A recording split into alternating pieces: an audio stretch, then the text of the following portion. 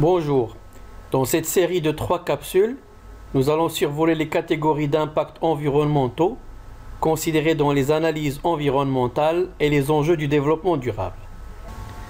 Ces impacts englobent les 3 consommations, à savoir énergie non renouvelable, matières premières non renouvelables, eau. Les 3 pollutions, air, eau, sol, nuisances et risques, puis dégradation de la biodiversité. Pour les retenir simplement, on peut les appeler les 3C, 3PNRB.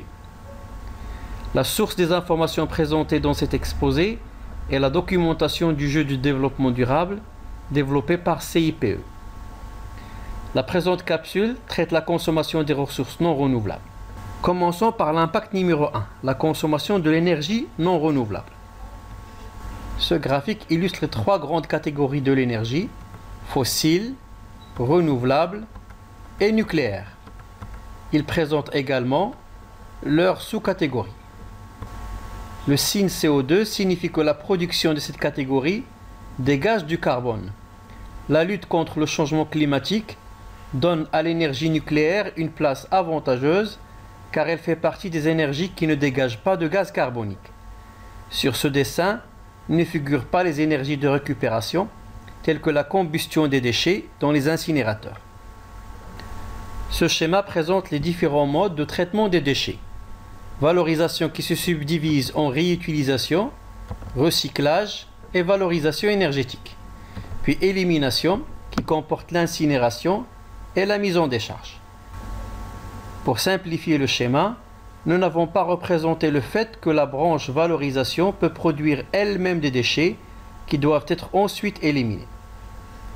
Pour les déchets banals et déchets dangereux, on soulignera la différence entre déchets banals qui représentent peu de risques pour l'environnement et déchets spéciaux ou dangereux qui nécessitent un traitement particulier régi par la loi.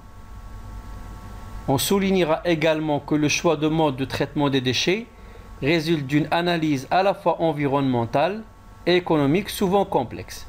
C'est ainsi que le choix entre recyclage et incinération ou mise en décharge peut varier suivant le coût de la main-d'œuvre, le coût de l'énergie, l'importance attribuée aux émissions de gaz à effet de serre, etc.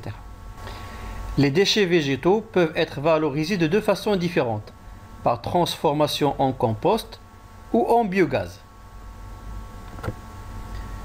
Le biogaz est composé de méthane et de CO2, dioxyde de carbone.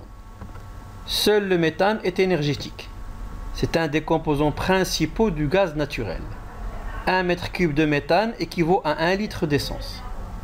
Le fait que le biogaz contienne aussi du CO2 n'est pas gênant du point de vue de l'élimination des gaz à effet de serre, car le méthane a 23 fois plus d'impact comme gaz à effet de serre que le CO2. Donc en le brûlant, on atténue l'effet de serre. En France, la récupération des gaz est obligatoire dans les décharges, mais elle ne donne pas toujours lieu à une valorisation énergétique. On les brûle dans des torchères.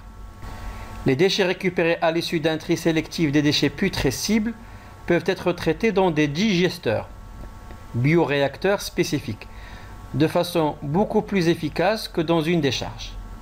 Les digesteurs fonctionnent à 38 degrés et doivent être chauffés. Autre source, les boues des stations d'épuration. L'énergie est directement réutilisée dans la station. Les effluents d'élevage, effluents d'industrie agroalimentaire. Autre source, les fonds de lacs et marais. Dans cet exemple, associez chacune des actions aux valeurs indiquées sur l'échelle. Si vous souhaitez essayer vous-même, faites pause à la vidéo. L'association sera affichée dans 5 secondes.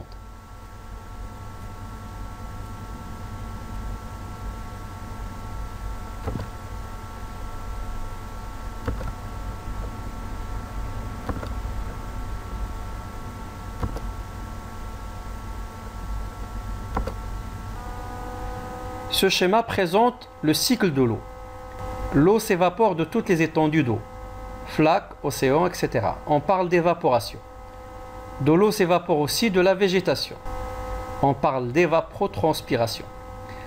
Lorsque la quantité de vapeur d'eau dans l'atmosphère est suffisamment grande, La vapeur se condense pour former des nuages. On parle de condensation. Ces nuages vont alors se déplacer dans le ciel, poussés par le vent, tout en continuant à grandir de plus en plus.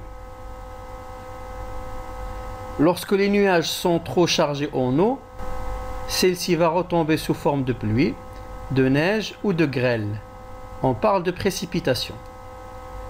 L'eau qui est libérée retourne au sol, où elle est absorbée par la végétation, ou ruisselle vers les rivières et les fleuves, si elle n'est pas absorbée par le sol. On parle de ruissellement.